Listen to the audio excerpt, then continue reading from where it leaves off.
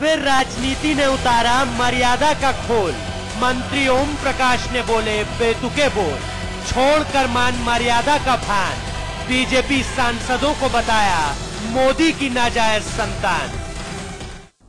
जी हां, हद हो गई बोलने की भी। अब तो ऐसा लगता है कि जैसे ये लाइलाज बीमारी बन चुकी है, क्योंकि मान मर्यादा, शालीनता सब कुछ भूल चुके हैं हमारे राजनेता। जिसके मन का जुगनू जागता है वो सारी हदों को लांघ देता है। यूपी में फिर एक मंत्री जी ने बोले हैं बेतुके बोल। राजनीति ने उतारा मर्यादा का खोल। मंत्री ओम प्रकाश ने बोले बेतुके बोल, छोड़कर मान मर्यादा का भान। बीजेपी सांसदों को बताया मोदी की नाजायज संतान। जी हां, सवाल ये उठ रहा है कि आखिरकार राजनेताओं की ये बदजुबानी क्यों। सवाल ये भी है कि क्या एक मंत्री को ऐसी भाषा शोभा देती है। सभी खास मेहमान हमारे साथ जुड़ चुके हैं। हमारे साथ बीजेपी के प्रवक्ता डॉक्टर मनोज मिश्रा जुड़ चुके हैं। इसके अलावा कांग्रेस के प्रवक्ता डॉक्टर हिलाल नकवी हमारे साथ हैं। समाजवादी पार्टी के नेता केसी जैन और हमारे मैनेजिंग एडिटर अमिताभ अग्निहोत्री जी भी हमारे साथ जुड़ चुके हैं। लेकिन उससे पहले आपको बता दें, दरअसल सपा सरकार में पर्यटन मंत्री ओम प्रकाश सिंह ने गाजीपुर में बीजेपी सांसदों के लिए जहां अभद्र शब्दों का इस्तेमाल किया, तो वहीं पीएम पर भी टिप्पणी करने से नहीं चूके मंत्री जी। सवाल यह है कि आखिर कब तक चलेगी भाषा का ये भद्दा प्रदर्शन।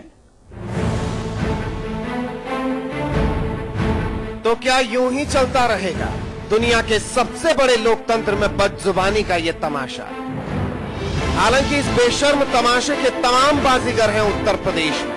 एक ढूंढो अनेक मिल जाएंगे। अब सूबे के मंत्री ने गाजीपुर में मंच और माइक संभाला तो शालीनता की सारी सीमाएं लांघ दी। चाय बेचने वाले का बेटा हो, 10 लाख का सूट पहन रहे हो, यही तो कांग्रेस की है ना। नैतिकता नंगी हुई तो नाजायज जैसे बेशर्म बोल सुनाई देने लगे। पार्टी को मोदी के क्या करेंगे, तो कुछ करेंगे। पार्टी को मोदी के क्या करेंगे, तो कुछ करेंगे। वैसे तो प्रदेश के पर्यटन मंत्री हैं ओम प्रकाश, लेकिन फूहड़ भाषा की पराकाष्ठा तो देखिए, कैसे पाताल माप रहे हैं। असभ्यता के सागर में डूबकर मर गए सारे संस्कार और सभ्यता, जब कीचड़ प्रधानमंत्री तक उछाल दी पर्यटन मंत्री ने।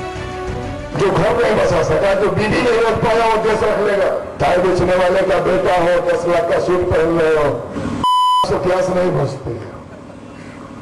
1 करोड़ 21 लाख में मोदी साहब के पतलून से गंगा साफ हो जाएगी। ना शर्म ना लिहाज, ऐसा लगता है जैसे फैशन बन गया हो बोलते बोलते लफ्जों से लिबास उतारने का।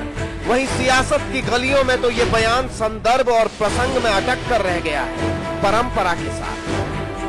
क्या मंत्री जी ने कहा है, ये बात किस संदर्भ में कही है, क्या तथ्य इसमें कोई निकल नहीं रहा है। मंत्री जी को स्पष्ट करना चाहिए कि मोदी जी की कौन वो हैं औलादें।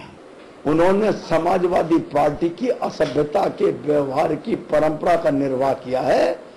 चांद पर थूका है, उन्हीं के मुंह पर गिरेगा। बहरहाल अब तो बहुत बह चुकी है गंगा, लेकिन क्यों इन सियासतदानों की आंख में पानी नहीं बचा। सवाल ये है कि आखिर कब तक चलता रहेगा भाषा का ये भद्दा प्रदर्शन। वैसे भी लोकतंत्र में तमाशा ज्यादा दिन तो नहीं चलता। ब्यूरो रिपोर्ट के साथ साजिद अली, समाचार। जी हां, तो कभी मोदी को अली बाबा और उनके मंत्रियों को 40 चोर, तो कभी अरविंद केजरीवाल को बीजेपी की नाजायज औलाद, और कभी मायावती को बदसूरत कहने वाले मंत्री जी अब शब्दों के बांध चला रहे हैं और एक बार फिर मोदी और बीजेपी के सांसदों को लिया है निशाने पर। सवाल यह है कि आखिर ये बदजुबानी क्यों, एक मंत्री को कैसी भाषा शोभा देती है। सभी खास मेहमान हमारे साथ जुड़ चुके हैं। डॉक्टर मनोज मिश्रा जी, मायावती को बदसूरत कहने वाले ये मंत्री बीजेपी और मोदी को लेकर भी कई अभद्र टिप्पणी कर चुके हैं और जाने किस किस को इनकी नाजायज औलादे बता चुके हैं। अब सवाल ये उठ रहा है कि जुबान से ये बदजुबानी ही क्यों, क्या किसी मंत्री को ऐसी भाषा का इस्तेमाल करना चाहिए? देखिए, समाजवादी पार्टी के डीएनए में ही अमर्यादित भाषा है जी। उनके जब मुखिया ये कह सकते हैं कि लड़के हैं, लड़कों से गलतियां हो जाती, शिवपाल जी कह सकते हैं, आजम खान जी तो लगभग रोज ही कोई ऐसा बयान देते जिसपे विवाद खड़ा हो जाए, तो ये इनके डीएनए में है मर्यादित भाषा आचरण, जो कुछ भी है उसको ये बोलते हैं। दूसरा, जिनको ये नाजायज संतानें कह रहे हैं वो 73 उत्तर प्रदेश में 71+2 उत्तर प्रदेश की जनता के द्वारा जिताए गए प्रत्याशी हैं, जिनको प्रदेश की जनता ने चुना है। तो क्या जनता ने ऐसे लोगों को चुना जैसी बात मंत्री जी कह रहे हैं? तीसरी बात, हमारे प्रदेश अध्यक्ष जी ने जो बात कही वो महत्वपूर्ण है। समाजवादी पार्टी शब्दों के मर्यादा का ख्याल नहीं रखती, इस तरह के शब्दों का इस्तेमाल करती है और इसको संरक्षण मिलता है नेतृत्व की तरफ से। एक बार भी कसके इस बात की डांट नहीं लगाई जाती कि आप ऐसी भाषा का इस्तेमाल क्यों कर रहे हैं, निजी शब्दों का इस्तेमाल क्यों कर रहे हैं, आप इतने अमर्यादित शब्द क्यों बोल रहे हैं। तो कुल मिलाकर समाजवादी पार्टी के डीएनए में अमर्यादित भाषा है और अमर्यादित शब्द है। जी डॉक्टर हिलाल नकवी जी, एक बार नहीं कई बार ये मंत्री जी अपनी जुबान गंदी कर चुके हैं, क्या बार बार इन्हें आदत सी पड़ गई है इस तरह के गंदे शब्दों का इस्तेमाल करने की? गायत्री, देखिए, जिस तरह की राजनीति इस वक्त उत्तर प्रदेश में चल रही है और जिस प्रकार के शब्दों का इस्तेमाल किया जा रहा है, ये निश्चित रूप से बहुत ज्यादा कष्टदायक है। देखिए, ये जितने भी ये होते हैं, ये माननीय कहलाते हैं, इनका अपना एक प्रोटोकॉल होता है, इनको लोग जो है वो सर उठा करके देखते हैं। उसके बाद जब इनके मुंह से इस तरह के बोल फूटते हैं तो निश्चित रूप से बहुत तकलीफ देते हैं। हम भले किसी भी राजनीतिक दल के क्यों ना हो, लेकिन जब हम राजनीति में हैं तो निश्चित रूप से कहीं ना कहीं ऐसा लगता है कि साहब राजनेता जो है वो किस प्रकार की भाषा को बोल रहे हैं। इसके न चाहे आप ओम प्रकाश जी की बात ले लीजिए या जब तक जो है आजम खान साहब भी इसी प्रकार की बात करते रहते हैं। ऐसा नहीं कि ये जो है ये खाली समाजवादी पार्टी की समस्या हो, साक्षी महाराज जी को देख लीजिए, वो भी इसी प्रकार के बोलों का इस्तेमाल करते रहते हैं। दिल्ली में रामजादे और पता नहीं क्या कहा गया, ये भी भारतीय जनता पार्टी के ही है। हमारे समझ के बाहर है कि किस प्रकार के शब्दों का इस्तेमाल हो रहा है। हमारे प्रधानमंत्री नरेंद्र भाई मोदी जी AK-47 AK-49 कहते हैं अरविंद केजरीवाल जी को। ये क्या हो रहा है? उनको चोर बताया जाता है, पब्लिक के अंदर चोर उनको भी कहा जाता है। तो ये जो ये मर्यादाओं को छोड़ करके जिस प्रकार के मर्यादा हनन हो रहा है, निश्चित रूप से बड़ा शर्मनाक है हम सारे राजनेताओं के लिए। जी केसी जैन साहब, माना कि इनके खिलाफ कई आपराधिक मुकदमे दर्ज थे, उसके बावजूद इनको मंत्री बना दिया गया, लेकिन क्या कुछ भी बोलते चले जाएंगे? आखिर कैसे इनकी जुबान बार बार बेलगाम हो जाती है? देखिए गायत्री जी, आपराधिक मुकदमे की जहां तक बात है तो आपराधिक मुकदमे जो है हर एक पार्टी में लोग हैं और उनके ऊपर आपराधिक मुकदमे हैं। वर्तमान में उत्तर प्रदेश से जो सांसद हैं और सबसे ज्यादा सांसद भारतीय जनता पार्टी के, उनके ऊपर भी देखिए सबसे ज्यादा मुकदमे उनके ऊपर हैं। वो तो एक अलग मामला है, अलग बात है। लेकिन जो आपने जो मुद्दा उठाया है हमारे टिप्पणी का, अभी हिलाल जी ने बहुत अच्छी बात है कि ये एक तरीके से प्रचलन ये बन गया है पार्टियों में। और जिस तरीके से रामजादे और हरामजादे और चोर नक्कारा, और अभी भारतीय जनता पार्टी के मोर्चा के वो अध्यक्ष है राय, तो उन्होंने कहा कि नेताजी के बारे में कहा कि मुलायम सिंह की जो है ये फला औलाद है, उनके बारे में, आजम खान जी के बारे में अनाप शनाप तमाम बोला। मीडिया चैनल पे बैठ के डिबेट में उन्होंने बोला अनाप शनाप की इनकी औलाद है, मैं चैलेंज करता हूं इस तरीके से। तो ये एक पिछला टाइप का हो गया है, तो इसको रुकना चाहिए। ये इस तरीके की टिप्पणियां अमर्यादित टिप्पणियां नहीं होनी चाहिए और माननीयों को इससे बचना चाहिए। बिल्कुल ठीक है। अमिताभ जी, क्या ये चलन बन गया है? इसमें दो तीन बातें बड़ी महत्वपूर्ण हैं। जैन साहब ने इसका बड़ा सरलीकृत रूप दिखा दिया ताकि बात भी हो जाए और बच भी जाए। नहीं, कई बार समय हमको ऐसे चौराहे पर लाके खड़ा कर देता है जहां आपका जमीर इम्तिहान देता है। केसी जैन साहब, या तो आप फेल होंगे या पास होंगे, बीच का कोई रास्ता होता नहीं। आज की डिबेट भी वही है। आप हो, हिलाल नकवी जी हो, मनोज जी हो, चौराहे पर खड़े हैं सब, आपके जमीर का इम्तिहान है, बीच का रास्ता नहीं भागने का ना, गोल गोल कोई बात नहीं होगी। रही बात कि किसी के मोर्चे के अधिकारी पदाधिकारी क्या बोला, कार्यकर्ता क्या बोला, उसकी मर्यादा और संविधान की शपथ लेके मंत्री के पद पर सुशोभित व्यक्ति की मर्यादा में अंतर है। इसको समझिए। अगर नहीं समझे हैं अभी तक तो आप समझ लीजिए, मर्यादा में अंतर होता है। कौन बोल रहा है इससे उसका विरोध और समर्थन तय होता है। गांधी ने कहा था करो या मरो, और अमिताभ अग्निहोत्री बोलते करो या मरो, काहे का समर्थन होता? गांधी ने कहा इसलिए समर्थन हुआ। समर्थन और विरोध, निंदा और स्तुति किसने कहा, किसने किया, उस पर भी निर्भर करता है। ये जान लीजिए। क्या इस देश में ऐसी राजनीति होगी? बड़े नेताओं की वैवाहिक स्थितियों पर मंच से कटाक्ष होंगे?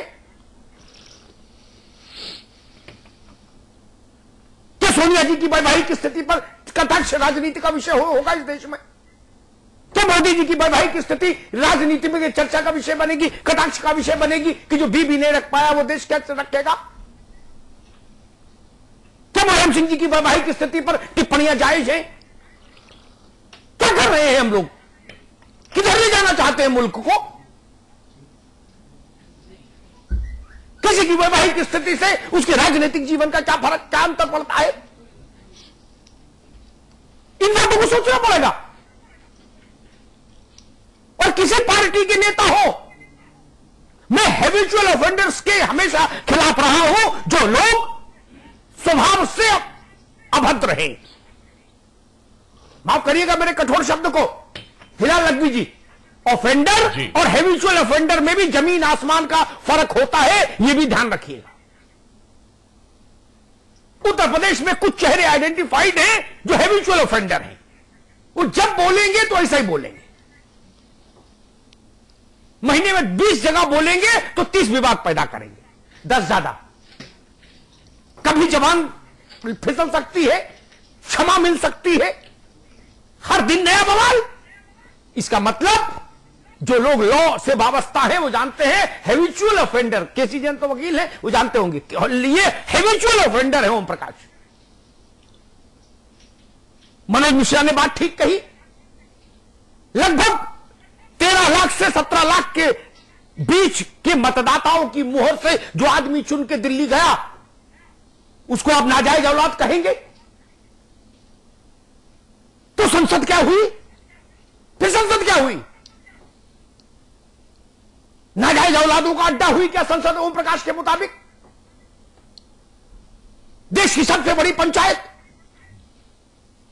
ये मसला भाजपा का नहीं, वो सांसद भाजपा के नहीं, बसपा के होते, कांग्रेस के होते तो भी मैं यही कहता। मसला भाजपा और बसपा का है ही नहीं। क्या जनता के वोट से निर्वाचित व्यक्ति नाजायज औलाद कहा जाएगा? तो जायज औलाद कौन है जिनकी जमानतें जब्त हो गई? मुझे बताओ ना। अगर जीते हुए लोग नाजायज औलाद है किसी जैन साहब, तो जिनको 1000, 2000, 4000 वोट मिले 16 लाख में और 15 लाख में, वो जायज औलाद है? कैसी भाषा का इस्तेमाल करते हैं? क्या संदेश देना चाहते हैं? और आपकी पार्टी के नेता ही आपके लिए पर्याप्त हैं। जैन साहब, आपको भाजपा, कांग्रेस, बसपा की जरूरत नहीं। आपके नेता ही आपका उद्धार करने के लिए पर्याप्त है। आप समझ गए ना मैं क्या कह रहा हूं? आपके उद्धार के लिए यही सुनाम धन्य पुरोधा ही पर्याप्त है। ये इतने नासमझ लोग, इनको यह भी शऊर नहीं कि अभी कल बड़ा स्नेह मुलायम सिंह जी का, तेज प्रताप के तिलक का आमंत्रण उन्होंने मुझे भी भेजा। कल सफाई में ये तमाम ओम प्रकाश की नजर में जो नाजायज औलादें हैं, ये सब आपके सबसे बड़े नेता के पारिवारिक समारोह में आमंत्रित अतिथि के रूप में मौजूद होंगे। क्या करेंगे? कहां मुंह दिखाएंगे? कहां मुंह दिखाएंगे? नकवी साहब, शर्मिंदगी नहीं होगी क्या तब? जी बिल्कुल। आपके द्वारा तथाकथित नाजायज औलादों को मुलायम सिंह जी ने सार्वजनिक जीवन के शिष्टाचार और सौजन्यता का पालन करते हुए आमंत्रण भेजा है। प्रधानमंत्री को विशेष रूप से आमंत्रित किया और वैसा ही अच्छा काम प्रधानमंत्री के स्तर पर हुआ कि मुलायम सिंह जी के आमंत्रण को उन्होंने उसी गरिमा से स्वीकार किया। ये राजनीति है। वाजपेयी कहा करते थे, मतभेद हो सकते हैं, मनभेद नहीं। किसी ने मुझसे कहा कि मोदी को नहीं जाना चाहिए था। मैंने कहा नहीं, मोदी जी को जाना चाहिए था। सार्वजनिक जीवन में हम कटुता लेके चलेंगे? प्रतिस्पर्धी हो सकते हैं दल, दुश्मन नहीं ना। आप कैसी भाषा बोल रहे हैं? मोदी की पतलून से साफ होगी गंगा, ये भाषा होती है? केसी जैन साहब, अब जमाना बदल गया। यूट्यूब पर वीडियो वायरल होता है। यूट्यूब पर अमेरिका में बैठा आदमी देखता है, कनाडा और फ्रांस में बैठा आदमी देखता है, वो सोचता होगा हिंदुस्तान में कैसे कैसे विचित्र विचित्र बुद्धि के मंत्री हैं। जो अपने प्रधानमंत्री के लिए इतनी अभद्रतम बातें कहने का कीर्तिमान स्थापित कर रहे हैं? नहीं सोचते होंगे? सोचते होंगे। ये ओम प्रकाश जी भी वहां ड्यूटी पर होंगे, कल होंगे ना ड्यूटी पर, लड्डू बांटने का काम संभालेंगे। ये नाजायज औलादों को लड्डू देंगे कि नहीं देंगे तिलक में? केसी जैन साहब उनके हाथ जोड़ेंगे कि नहीं जोड़ेंगे? अमिताभ जी नहीं, पहले बात सुन लो पूरी।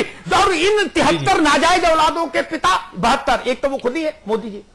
जब उनके तथाकथित पिता मोदी जी उतरेंगे तो ये पीछे खड़े होंगे हाथ जोड़ के कि नहीं खड़े होंगे? खड़े होंगे ना? या तो इतना साहस रखिए। नहीं खड़े होंगे? ये खड़े होंगे, ये दंडवत करेंगे, ये प्रणाम करेंगे, ये चाहेंगे एक फोटो खिंचा लूं मैं किसी तरह से धक्का मुक्की में। फिर ऐसी भाषा क्यों बोलते हैं?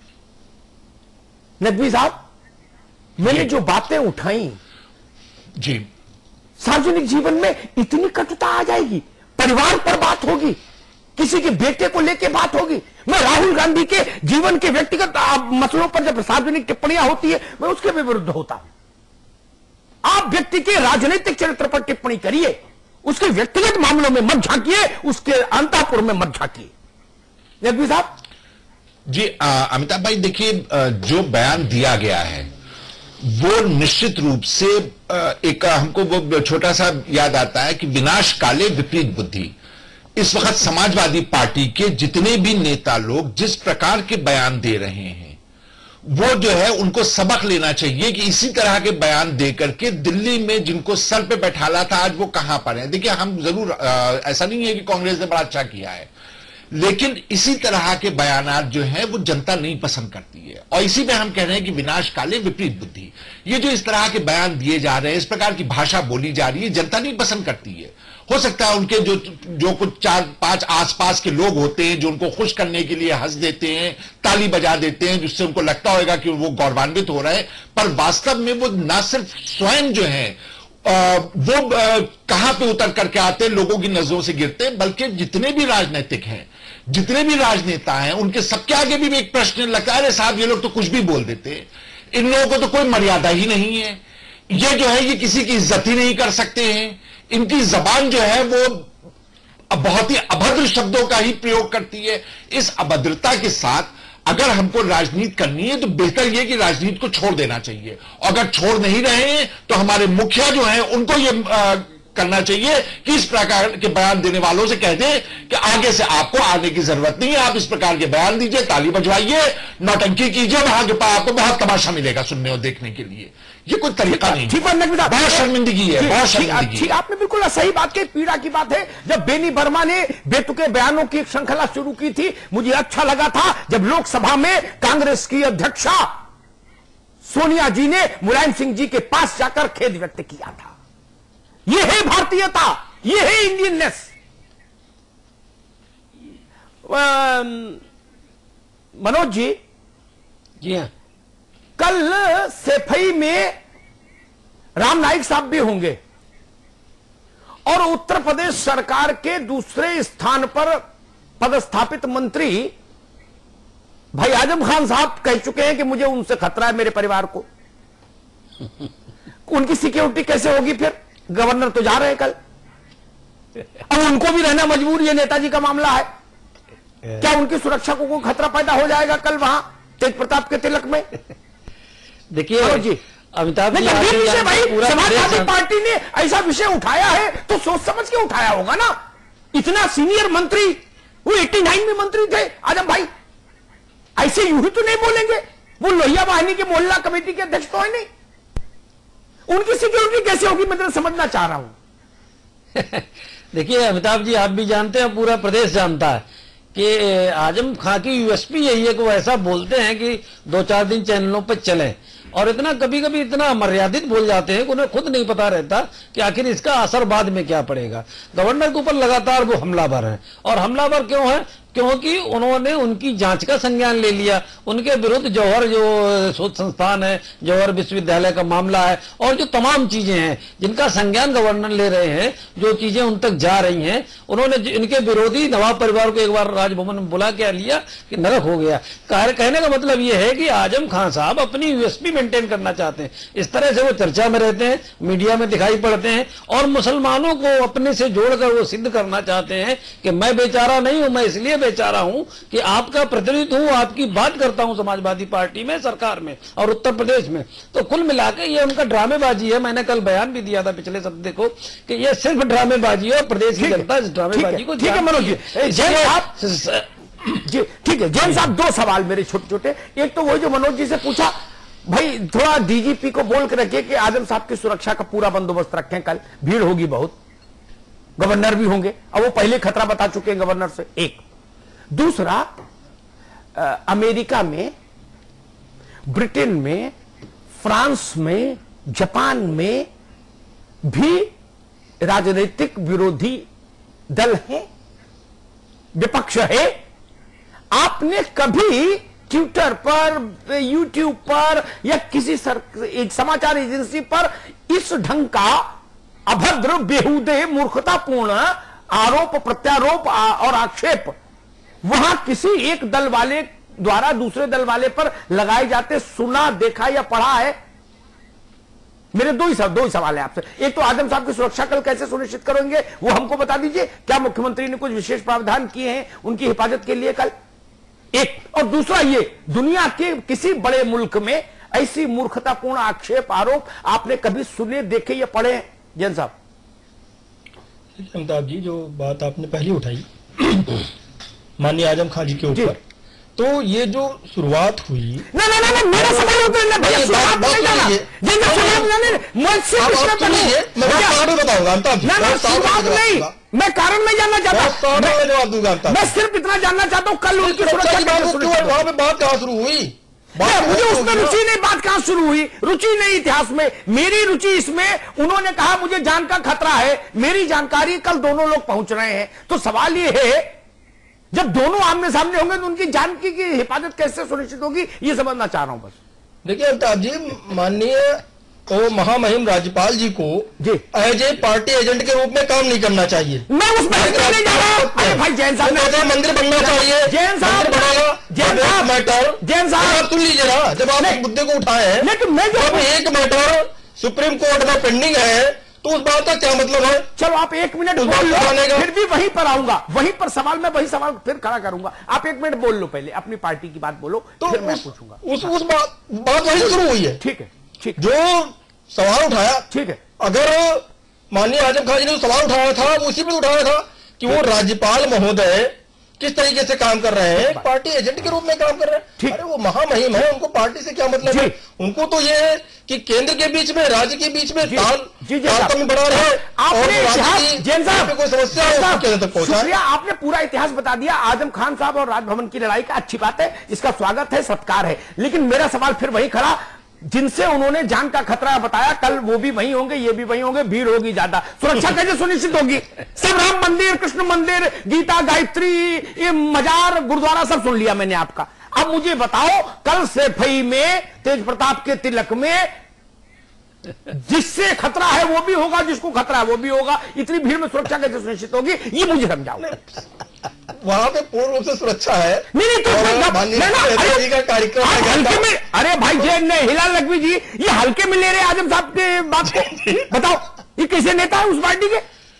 इतना सीनियर मिनिस्टर अगर कह रहा है, आपने अमिताभ भाई, आपने बात बिल्कुल सही कही कि हल्के में ले रहे हैं, और ये बात जो है, ये जैन साहब समझ नहीं रहे हैं कि इसका जो है दूरगामी परिणाम हो सकता है। उनकी आजम खान साहब जो है, उन्होंने, जी हाँ बिल्कुल, अगर आजम खान साहब ने एक गवर्नर के ऊपर एक इल्जाम लगाया है तो निश्चित रूप से ये सवाल बनता है कि फिर दोनों के दोनों एक छत के नीचे कैसे होंगे। अरे एक बात कहो, ऐसी जगह पर जो कि मतलब जहां के ऊपर की इतनी भीड़ होगी, इतने लोग होंगे, इतने वीआईपी होंगे, उस धक्का मुक्की भीड़ भाड़ के अंदर ये दोनों एक छत के नीचे कैसे होंगे? एक बात और कहूं, एक बात और कहूं, मैं आप लोगों ने तो नेताओं को ज्यादा पास से देखा है, मैं तो कभी कभी अवसर आता है ऐसा, आप लोग तो चूंकि राजनीति में है तो रेल पेल रोज ही देखते हैं, जेड प्लस एसपीजी, मुझे बताओ, सामान्य मेरी समझ ये कहती है, मेरा तजुर्बा, जब ऐसी स्थितियां होती हैं तो जो पुलिस है ना और जो इंटेलिजेंस विंग है, मुझे बताना भाई, मनोज जी आप, हिलाल भाई आप और जैन साहब आप, मेरी बात सही कि गलत, वो लोग एक को रोक देते हैं फिर सिक्योरिटी रीजन से, वो कहते हैं दोनों गैंग आमने सामने नहीं होने चाहिए, नहीं तो संघर्ष हो जाएगा, जान का खतरा है। क्या उत्तर प्रदेश सरकार इस पर विचार करेगी कि भाई एक को रोक दो, या तो जिसको खतरा है उसको रोक दो, या जिससे खतरा है उसको रोक दो? सामान्य सुरक्षा नीति तो यही कहती। Manoj Mishra, quick response. नहीं, देखिए ये बात आपकी बिल्कुल सही है, और आजम खान जी को एक बटालियन सुरक्षा वहां दी जानी चाहिए। हिलाल लखवी, क्योंकि संक्षेप में हिलाल लखवी जी, सामान्य सुरक्षा नीति कहती है कि एक को रोक दिया जाता है। जी अमिताभ भाई, एक टाइम पर आमने सामने नहीं होने दिया जाता दोनों को। अमिताभ भाई, जो आप सवाल कर रहे हैं इसके बड़े गूढ़ माने हैं, और आपकी बात बिल्कुल सही है कि जब आप दोनों को एक दूसरे के साथ रहना है, एक दूसरे का आमना सामना होना है, विधानसभा में भी आपका आमना सामना होना है, इस प्रकार के फंक्शंस में भी आमना सामना होना है, और आप किसी के ऊपर यह कह दीजिए कि हमको आपसे जान का खतरा है, तो उससे आंख कैसे मिलाएंगे? और ये बात आपकी बिल्कुल जायज बात है। एक बात बता दें आपको, वो कैसे आंख मिलाएंगे? वहां तमाम पार्टियों का झंडा लिए घूमते रहो, लाल किले पर चढ़ जाओ झंडा फहराने, फिर भी गवर्नर कॉल करेगा तो आपको जाना ही पड़ेगा। आप जानते हैं ना संवैधानिक स्थिति। बिल्कुल सही बात। क्या करेंगे? पहले भी कि वो महामहिम है, भाई कहां जाएगा? ना जैन साहब, मुझे जो कहना था मैंने कह दिया, आवाम समझ गया मैं क्या कहना चाह रहा हूं। मैं भी जानता हूं कि आज तक मैंने इतिहास में पहली बार ये आरोप सुना कि किसी को गवर्नर से जान का खतरा हो, राष्ट्रपति और प्रधानमंत्री से जान का खतरा हो। मजाक है ये, ऐसी बातें कहीं अच्छी लगती। मैंने आपसे पूछा, आपने ओबामा की विरोधी पार्टी के द्वारा ओबामा को लेकर ऐसी बातें सुनी कि ओबामा के पतलून से वाशिंगटन साफ होगा, अपनी बीवी नहीं रख पाया, ऐसी बातें, गंदी निकृष्ट बातें आपने किसी एक दल के सीनियर के द्वारा दूसरे दल के सीनियर के बारे में सुना कि ये नाजायज औलाद है? दुनिया हमको किस नजर से देखेगी? ओ आदरणीय ओम प्रकाश जी का बयान जब सुनेगी। देखिए अमिताभ जी, जो बात अभी हो रही थी कि इस चीज का एक प्रचलन टाइप से हो गया है, और प्रचलन छोड़ो भैया, टिप्पणी नहीं करनी चाहिए। इतिहास में राजनीतिक दल का एक तरीके का प्रचलन बन गया है। कैसी टिप्पणी आई इतिहास में कैसी कैसी टिप्पणी आई? जैन साहब, हम कह रहे हैं जब से सृष्टि बनी तब से 302 हो रहा है, समझ रहे ना आप? आदमी मारा जा रहा है ना, तो आज मैं किसी को मार दूं तो पुलिस को मैं ये ज्ञान दे सकता हूं कि देखो इतने लोग अब तक मर चुके हैं, इतने करोड़ हत्या से। पुलिस मेरे गाल पर दो मारेगी ना, कहेगी तू अंदर चल भाई, ज्ञान मत दे, है ना? किसने क्या किया अलग विषय है। आज का विषय क्या है? क्या आपने किसी मुल्क में देश के चेहरे के लिए ऐसी अभद्र भाषा सुनी? निर्वाचित प्रतिनिधियों के लिए ऐसी अभद्र भाषा सुनी? ये जायज और नाजायज औलाद का फैसला करने वाले कौन है? ये काजी है? ये क्या है जैन साहब? ये काजी है जिसके ऊपर 4-4, 5-5 केस हो, 302 के, वो 504, 506 वाले पे क्या टिप्पणी करेगा कि आपने 504, 506 ऊपर आपके ऊपर कैसे? केसी जैन मेरे ऊपर कोई केस नहीं, ये दूसरों को समझाइए। आप ना ये टिप्पणी उत्तर प्रदेश पूछ रहा है, मजाक करते हैं क्या? मैं उससे कह रहा हूं जो और राजनीतिक दल है, मैं उसके ऊपर छोड़िए, मैं सवाल पूछ रहा हूं, आपसे दल नहीं सवाल पूछ रहा। अमिताभ अग्निहोत्री सवाल पूछ रहे हैं। नहीं, टिप्पणी तो सब कर रहे हैं ना। मैं क्या कर, मेरे सवाल जैन साहब, मेरे सवाल का उत्तर, रामजादे की बात करते हैं, वो टिप्पणी कर रहे हैं। जैन साहब, मेरे सवाल का उत्तर दीजिए, रामजादे की ओर मत भागिए। मेरे सवाल का उत्तर दीजिए, हाँ या ना दे सकते हैं तो ठीक बात, नहीं दे सकते मैंने पहले कहा अमिताभ जी, नहीं दे सकते हैं तो अच्छी बात, नहीं दे सकते तो भी थैंक यू। कि इस तरीके ये बहस नहीं चलेगी ऐसे, भाषा का उपयोग नहीं करना चाहिए, ये नहीं चलेगा ऐसे। जिस दिन जो मुद्दा होगा उस पर तो बोलना ही पड़ेगा। पार्टी को सूट करे तो भली भला, और ना सूट करे तो भली भला। नकवी साहब, इतनी ईमानदारी तो रखनी चाहिए भाई। नहीं, बिल्कुल उस चीज को मैंने पहले कहा अमिताभ जी कि ये परंपरा है, ये गलत है, ये गलत सिस्टम है, और संभल करके बोलना चाहिए। इस तरह टिप्पणियां नहीं आनी चाहिए, खास करके एक चुने हुए प्रतिनिधि को सोच समझ के बोलना चाहिए। तो लगातार अभद्र भोल देखने को मिल रहे हैं और इस बार यूपी सरकार के कैबिनेट मंत्री ओम प्रकाश सिंह ने दिया है विवादित बयान। उन्होंने ऐसे शब्दों का इस्तेमाल किया है जो शब्दों की सीमा को लांघ गए हैं। लगातार हमारे साथ तमाम खास मेहमान बने हुए हैं। मनोज मिश्रा जी, हालांकि जैन साहब कह रहे हैं कि ये एक चलन बन चुका है, लेकिन कहीं ना कहीं कोई तो लगाम लगानी होगी पार्टी स्तर पर भी और सरकार के स्तर पर भी। देखिए, जैसा कि अभी अमिताभ जी ने कहा, वो ठीक कह रहे थे कि मर्यादा होती है और जो कौन बोल रहा है ये महत्वपूर्ण होता है। तो एक साधारण आदमी बोले उसकी बात पर असर नहीं होता, लेकिन एक मंत्री बोले, कैबिनेट की शपथ खाए हुए मंत्री बोले, तो ये वास्तव में दुर्भाग्यपूर्ण है और इसकी निंदा की जानी चाहिए। और उन मंत्री महोदय को तत्काल बाहर का रास्ता अगर मुख्यमंत्री जी दिखा दें तो अन्य लोगों के लिए एक संदेश जाएगा कि इस तरह की अमर्यादित भाषा का इस्तेमाल नहीं करेंगे। लेकिन होगा क्या कि संरक्षण मिलेगा, मंत्री बने रहेंगे, दोबारा फिर बोलेंगे, फिर उन्हें संरक्षण मिलेगा, फिर वो बने रहेंगे, तो ये परंपरा रुकने वाली नहीं है। तो कुल मिला के मैंने जैसा कि शुरू में कहा कि समाजवादी पार्टी का जब गठन हुआ तो उसके डीएनए में इसी तरह की भाषा बोली जाती रही। और एक बात नहीं, सारे लोग बोलते रहे ऊपर से नीचे तक, और वो जिम्मेदार लोग बोलते रहे जो अपने अपने पदों पर जिम्मेदार लोग हैं, वो ऐसी भाषा का इस्तेमाल करते रहे। तो कुल मिलाकर वातावरण विषाक्त है समाजवादी पार्टी के लोगों के द्वारा, और ये बोलना उनका एक सगल है कि वो कुछ भी बोल देते हैं और उसके बाद इंतजार करते हैं कि उस पर प्रतिक्रिया क्या होगी, संरक्षण मिलता है या किसके कारण क्या होता है। ये तो अच्छा है कि बेनी बाबू को नींद आ गई, थोड़ा सो रहे हैं आजकल, वरना कांग्रेस की सांस उन्होंने बंद कर दी थी पिछले कुछ दौर में।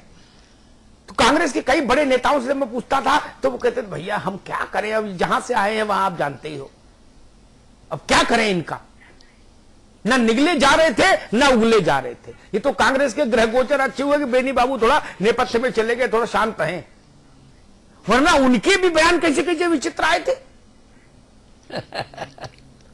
नकवी साहब, ये क्या भारत की राजनीति के जो बड़े चेहरे हैं, विकास 10 दिन बाद कर लेना आप लोग, क्योंकि सब लोग विकास इतना कर रहे हो कि 68 साल में इतना ज्यादा विकास हो गया कि देश हैरान है, वो तो दिख ही रहा है।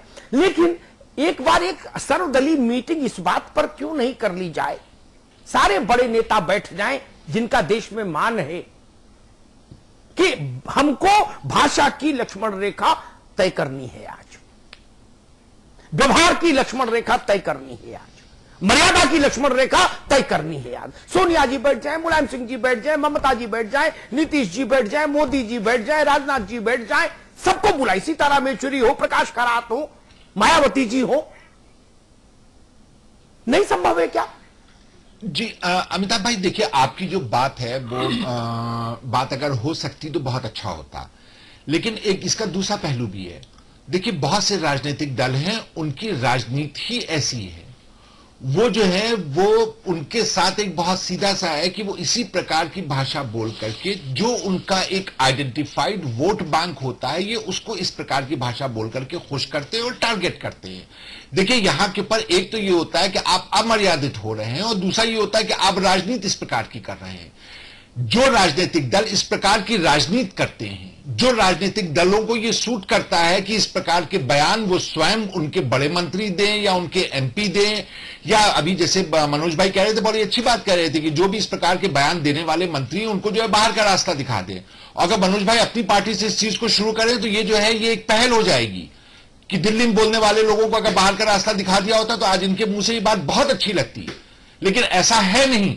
हम दूसरे पर तो टिप्पणी जरूर कर रहे हैं। आपने जैसे बेनी बाबू का कहा, बेनी बाबू को लेकर के आपको कांग्रेस की तरफ से कभी कोई डिफेंड करता हुआ नहीं मिला होगा, कभी किसी ने यह नहीं कहा होगा कि क्योंकि उन्होंने कहा इसलिए कहा गया है, लेकिन कभी कार्रवाई होती भी नहीं की। देखिए आप वही हम कह रहे हैं कि हम आपकी बात बिल्कुल जायज है मनोज भाई, आपकी बात बिल्कुल जायज है, लेकिन उसके बावजूद भी सोनिया जी जो है उन्होंने उनके किए हुए पे जाकर के माफी मांगी या खेद व्यक्त किया, जो भी आप शब्द इस्तेमाल करें, वो अपने आप में किसी भी इतने पुराने राजनेता के लिए एक बहुत बड़ा सबक होना चाहिए कि आपकी वजह से हमारे जो पूरे देश की नेता हैं उसको जाकर के किसी के आगे खेद व्यक्त करना पड़ा। देखिए बहुत से शालीन तरीके भी होते हैं किसी को बताने के कि आप जो कर रहे हैं वो सही नहीं कर रहे हैं, लेकिन हमने जैसे पहले कहा आपसे कि बहुत से राजनेताओं की राजनीति इस प्रकार के शब्दों के, इस प्रकार के आक्रमण से, इस प्रकार की बातों से होती है। और समाजवादी पार्टी जो है वो इसकी चैंपियन है। और नंबर 2 के पर धर्म और धर्म से संबंधित चीजों को बोलने के लिए भारतीय जनता पार्टी इसी प्रकार की अभी एक सेकंड मैं जानता हूं आप ये कहोगे ऐसा नहीं है समाज में भाजपा, ठीक बात है, वो लोग बिना बोली भी मान लेंगे कि आपने ऐसा कहा, कोई दिक्कत नहीं। जैन साहब, बेनी बाबू ने बदतमीजी की टिप्पणियों का जब शिखर छुआ तो सोनिया गांधी उठ के गई खेद व्यक्त करने मुलायम सिंह जी के पास। निरंजन ज्योति ने जब एक अभद्र टिप्पणी की तो उस पार्टी के संसदीय दल के नेता और भारत के प्रधानमंत्री ने दोनों सदनों में खेद व्यक्त किया। आपके यहां जब आजम खान बोलते हैं, जब ओम प्रकाश सिंह बोलते हैं, वही मर्यादा का पालन क्यों नहीं होता जो भाजपा और कांग्रेस में हुआ? इनके यहां पे बोल रहे लोग हमने माना, लेकिन इनके बड़े नेताओं में इतना जमीर तो है कि खड़े होकर माफी मांगते हैं। सोनिया जी ने माफी मांगी, मोदी जी ने माफी मांगी। आपके यहां किसने कहा कि आजम खान गलत कह रहे हैं, हमें खेद है?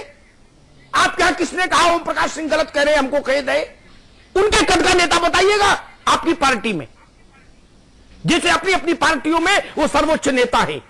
क्या आपकी पार्टी के सर्वोच्च नेता ने कभी ऐसा बोला? जैन साहब, देखिए अमिताभ जी दिखाइए कि डॉक्टर साहब जिस तरीके से कह रहे थे कि इनके डीएनए में है, हम जिस समाजवादी पार्टी के कि आप ये सब बोलते रहते लगातार, तो इनको पहले तो भारतीय जनता पार्टी का डीएनए चेक कराना चाहिए कि उसमें क्या है।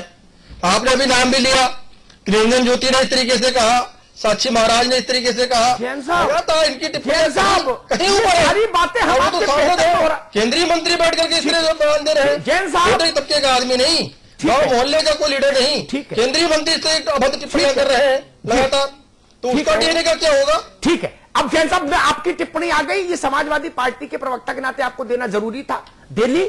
अब नहीं भागना, इसके आगे मत भागिएगा कतई। फिर वही सवाल, निरंजन ज्योति ने अभद्रता की, भारत के प्रधानमंत्री ने दोनों सदनों में अधिकृत तौर पर माफी मांगी। बेनी ने अभद्रता की, सोनिया जी ने माफी मांगी। आपके नेताओं की, अभद्र मंत्रियों की अभद्रता पर क्या आपके पार्टी के सर्वोच्च नेताओं ने ऐसा कभी आचरण किया? साहब, अब मनोज जी ने क्या कहा और नकवी जी ने क्या कहा, ये मत बताइएगा। मेरा सवाल, मुझे उत्तर चाहिए। देखिए अमिताभ जी, नेताजी की जानकारी में है, इस तरह के प्रकरण जो आते हैं वो जैसा उचित समझेंगे कार्रवाई करेंगे, लगातार और इस तरीके के जारी होते हैं। नहीं जेल साहब, ये नहीं चलेगा, गोलमोल बात नहीं चलेगी। ये मनोज मिश्रा की बहस में उलझिए तो ये सब गोलमोल करिए, हिलाल जी के साथ करिए। मैं पार्टी नहीं हूं राजनीतिक, मैं उत्तर प्रदेश की जनता का वकील हूं। जनता पूछ रही है, सोनिया ने माफी मांगी, मोदी ने माफी मांगी, आपके यहां जब बदतमीजी होती है तो ऐसी माफी क्यों नहीं मांगी जाती? इतना सा सवाल है। इसमें डायमंड क्यों भाग रहे थे? जिस तरीके से ये बेटे और जायज और नाजायज औलाद के बारे में जिस तरीके से कहा, इस तरीके से व्यक्तिगत टिप्पणी आजम खान जी ने की नहीं, इस तरीके से कोई किसी को व्यक्तिगत एकदम। अरे आप कैसे ना समझी वाली आज बातें कर रहे हो भाई? नहीं जैन साहब, मैं माफ करिए, नहीं माफ, समझ ही नहीं, समझना ही नहीं चाह रहे। हिलाल नकवी जी, मेरा सवाल आप समझ गए ना? जी बड़ा सीधा सवाल था, कोई रॉकेट साइंस नहीं थी। एक से अपराध उन 3 पार्टियों में हुए, भाजपा में, कांग्रेस में, सपा में, ठीक? माफी मांगी 2 पार्टियों के सबसे बड़े चेहरों ने, वो अपनी पार्टियों में सबसे बड़े हैं, ठीक है? ठीक कह रहा हूं हिलाल नकवी जी? यही काम समाजवादी पार्टी ने क्यों नहीं किया जब आजम खान साहब का वक्तव्य आता है, जब ओम प्रकाश जी का वक्तव्य आता है?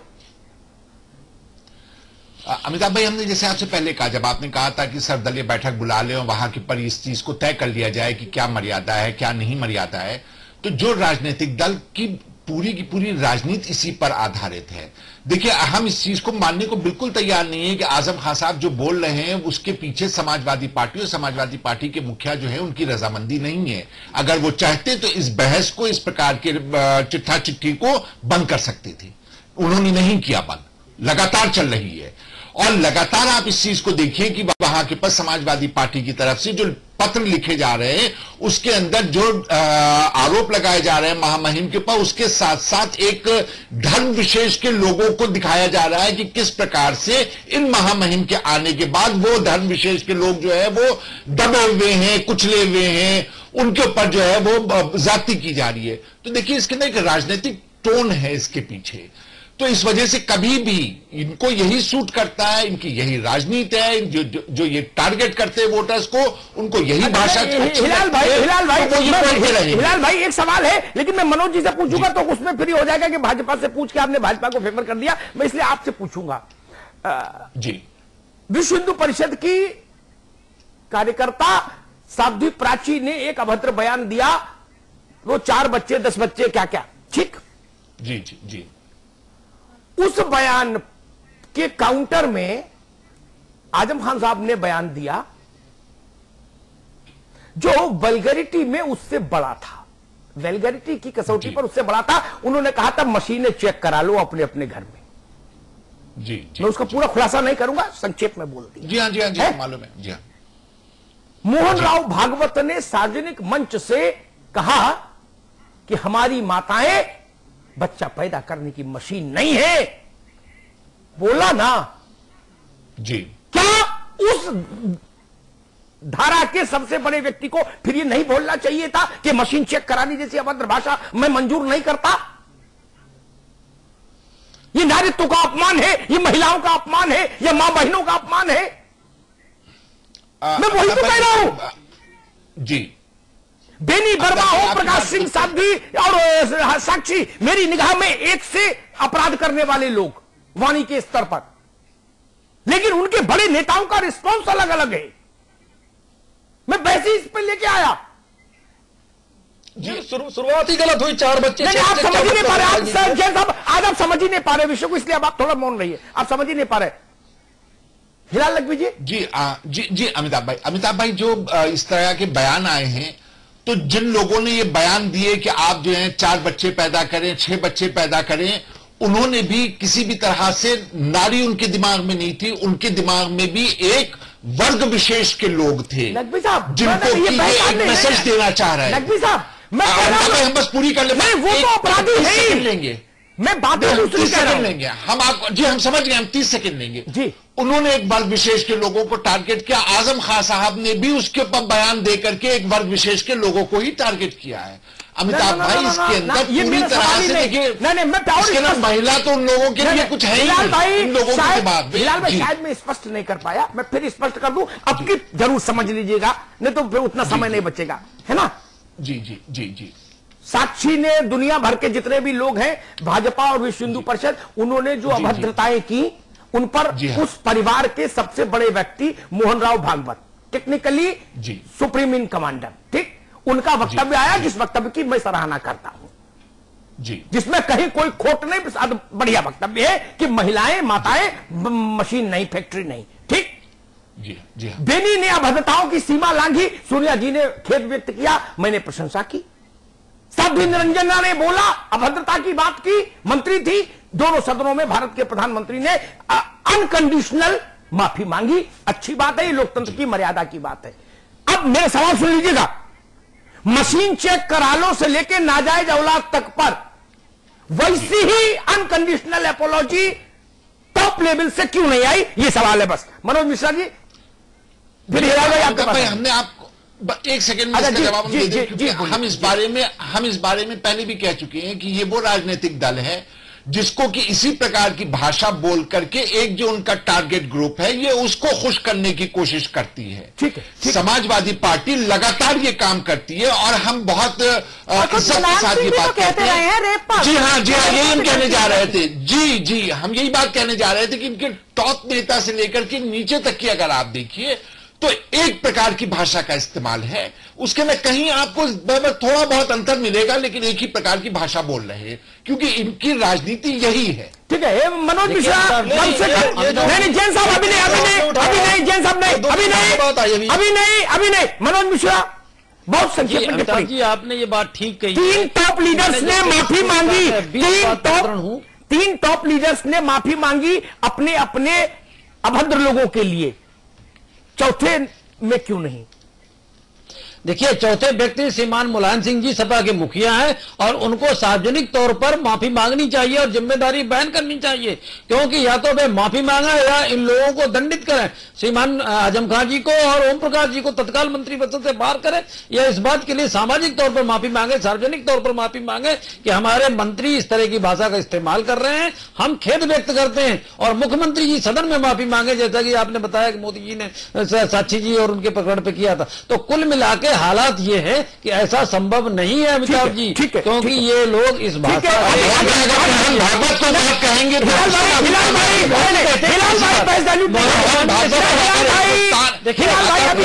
अगर वो भारत और इंडिया का रेप के मामले तो उसकी माफी कौन मांगेगा?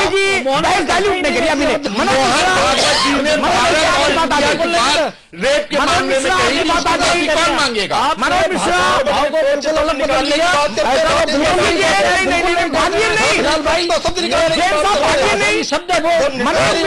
विषय अभद्र भाषा नहीं है यहाँ पर जो डिबेट हो रही है। मनोज मिश्रा आपकी बात आ गई, आपकी बात आ गई। जय हिलाल भाई अभी नहीं, अब आपको अवसर नहीं।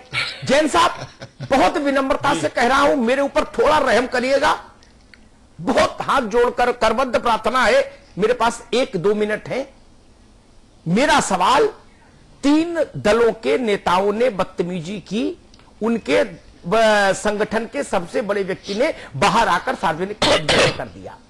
चौथे दल से भी बदतमीजियां हो रही हैं, वैसा ही सबसे बड़े आदमी के द्वारा खेद प्रकाशन क्यों नहीं? सिर्फ इतना सवाल है, ना इतिहास में जाइएगा ना भूगोल में जाइएगा। इसका उत्तर देना हो तो दे दीजिए, नहीं तो कह दीजिए नो कमेंट, मैं आगे बढ़ू। इतिहास में नहीं जाने दूंगा ना, इतिहास में नहीं जी। जो भी समाजवादी पार्टी का, चाहे माननीय आजम खान जी का कमेंट आया, वो चाहे 4 बच्चे 6 बच्चे पे था, माफी तब मांगी गई जब वो चारों तरफ से एकदम घिर गए और जब माननीय आजम खान जी ने उनके कमेंट पे कमेंट किया, जब वो अपने पे फंसते नजर आए, तब उन्होंने माफी मांगी, मजबूरी में उन्होंने माफी मांगी। आपने मजबूरी में क्यों नहीं मांगते? आप मजबूरी में भी नहीं मांगते माफी ना, स्वीकार करते हुए आप दादा है। अच्छा, कल ओम प्रकाश जी के बयान पर कल ओम प्रकाश जी को बोले, क्या बोले? मुझे शर्म आती है जैन साहब, मुझे आपके उत्तर पर शर्मिंदगी है। अगर यह उत्तर है तो शर्मिंदगी के योग्य उत्तर है। शर्मसार करने वाले टिप्पणी किसी को नहीं करनी चाहिए। ये शर्मिंदगी के योग्य उत्तर है। अगर महिलाओं की मशीन चेक करा लो, ये भाषण पर मगर माफी नहीं मांगी जा सकती हिंदुस्तान में। माफी नहीं, कैसी राजनीति करते हो? अभद्र बात कर, 4 बच्चे 6 बच्चे की बात ये कुछ नहीं चलेगा, गलत बात चाहिए हमको। ये सब बात नहीं, तब तो ये बात नहीं करना सीखिए। भाव में नहीं, उससे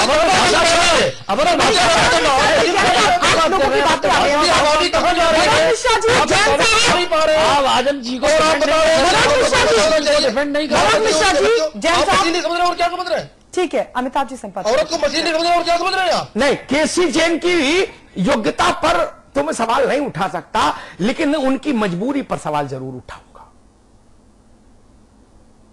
एक ने अभद्र टिप्पणी की तो मेरे घर के आदमी की उससे 4 गुना ज्यादा अभद्र टिप्पणी इसलिए जायज है क्योंकि उसकी अभद्र टिप्पणी का उत्तर था।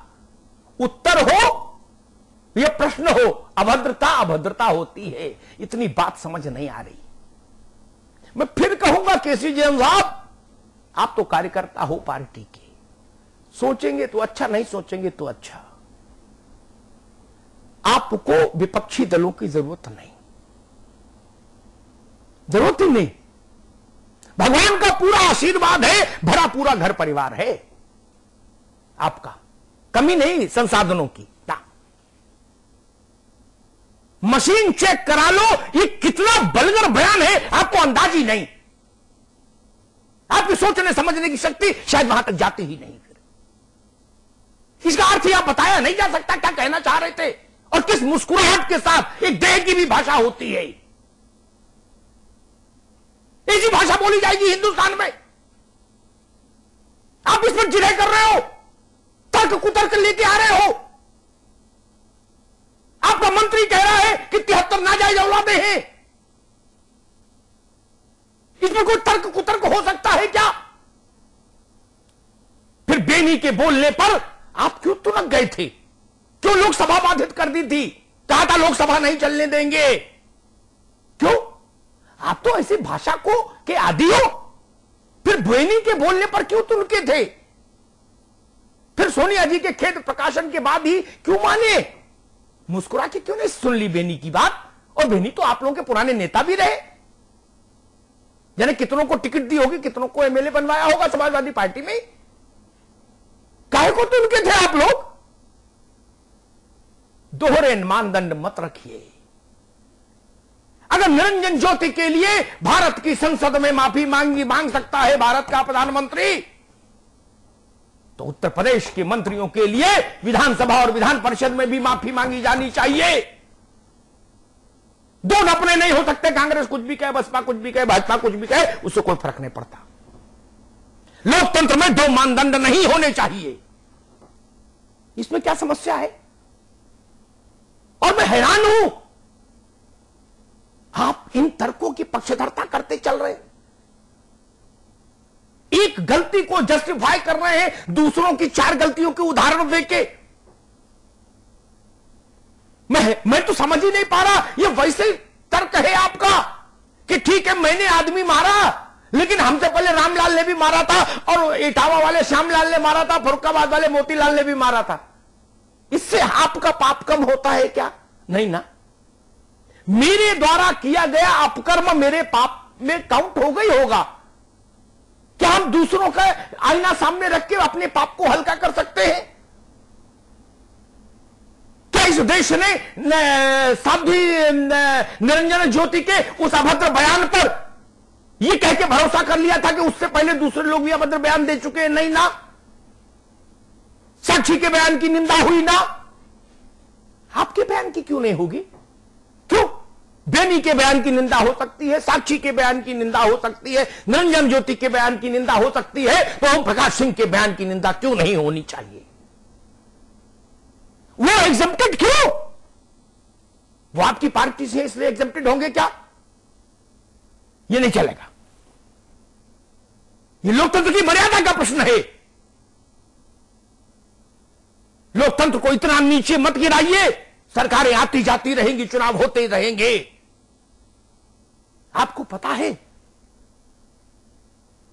लोकसभा में, हिलाल भाई मेरी आज इस टिप्पणी, अंतिम टिप्पणी पर सोचिएगा जरूर, जैन साहब आप भी, मनोज जी आप भी। लोकसभा में नरेंद्र मोदी के जीतने के 100 कारण थे, लेकिन मेरी छोटी बुद्धि में सबसे बड़ा कारण था कि सारे दलों ने मोदी पर व्यक्तिगत प्रहार किया, इसलिए मोदी जी उतने मजबूत होकर जीते। आप व्यक्तिगत प्रहार नहीं करते, मोदी जी की 50 सीट कम आती। दिल्ली में भाजपा हारी ही इसलिए उसने वही गलती की जो लोकसभा में भाजपा के विरोधियों ने की थी। उसने केजरीवाल पर व्यक्तिगत प्रहार किया कमर से नीचे, तो हार गई। इस देश के मिजाज को समझिए जैन साहब। 2 उदाहरण सामने हैं। आपने उत्तर प्रदेश में कहा मोदी के हाथ से लहू गिरता है, देश टूट जाएगा, खंड खंड हो जाएगा, तो 73 दे दी जनता ने। और ऐसी ही गलत बयानियां, ऐसी ही कमर से नीचे प्रहार भारतीय जनता पार्टी ने दिल्ली में अरविंद के लिए किया, तो मुंह की खानी पड़ी। कमर के नीचे प्रहार मत करिए, नीतियों पर बात करिए, पॉलिसीज पर बात करिए, कार्यक्रमों पर बात करिए, उपलब्धियों पर बात करिए, असफलताओं पर बात करिए। लेकिन यह सवाल अभद्र है, जो बीबी नहीं रख पाया वो देश क्या चलाएगा? ये कोई तर्क है? कैसे बात करते हैं? ये ठीक नहीं। इस पर विराम लगाएंगे, आपकी सेहत के लिए अच्छा, नहीं लगाएंगे तो आपका जो होगा सो होगा। मेरी चिंता का कारण यह है, आप नहीं है मेरी चिंता का कारण कि आपका क्या होगा। मेरी चिंता का कारण है कि लोकतंत्र कमजोर होगा, मर्यादा कमजोर होगी। बहुत बहुत धन्यवाद।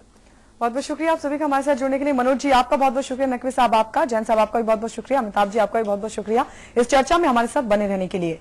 बुलेटिन में इतना ही। देखते रहिए समाचार प्लस।